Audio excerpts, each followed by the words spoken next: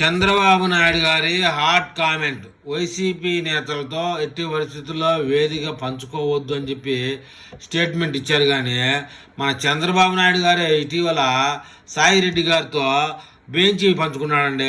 ఈ విషయాన్ని ప్రతి ఒక్కరూ గుర్తుంచుకోవాలని చంద్రబాబు నాయుడు హితో పలుకుతూ ఉన్నప్పటికీ, నీవు నేర్పిన విద్య కదా నీరజాక్షి అని చెప్పేసి నిన్న మొన్న బోండా ఉమా గారు అంబటి రాంబాబు గారితో షేరింగ్ చేసుకున్నారు.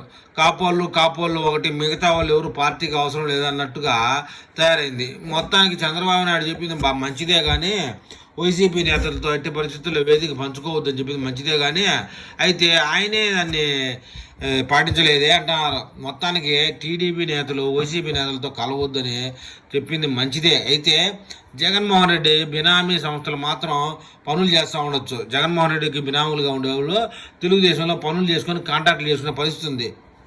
అందులో ముఖ్యంగా మెగా, సిటీ సాయి, ఇండోసోల్ కంపెనీలు ఇప్పుడు మన ప్రభుత్వంలో కాంట్రాక్ట్ తీసుకొని చేస్తాయి. మరి ఈ విషయాన్ని చంద్రబాబు నాయుడు గారికి చెప్పేది ఎవరు? ఇవన్నీ జగన్కు దోసిపెట్టే కంపెనీలే. అప్పుడు ఇవాళ చంద్రబాబు నాయుడు పంచ కిందకి వచ్చి ఈ కాంట్రాక్ట్ పంచుకుంటా ఉన్నాయి. అయితే ఇంకొక విషయం చెప్పాల్సింది ఏంటంటే, జగన్మోహన్ రెడ్డి హయాంలో తెలుగుదేశం పార్టీ వాళ్ళతో వైసీపీ వాళ్ళు వేదికలు పంచుకుంటే కరెంటు స్తంభానికి కట్టేసి కొట్టినంత ట్రీట్మెంట్ ఇచ్చేవాడు జగన్మోహన్ రెడ్డి. అయితే ఇవాళ మన టీడీపీ కూటమి ప్రభుత్వంలో ఆ ట్రీట్మెంట్ లేకుండా పోయింది నేతలకి. మరి ఈ విషయంలో తెలుగుదేశం పార్టీ నాయకులు ఏమని కామెంట్ చేస్తారో చూద్దాం.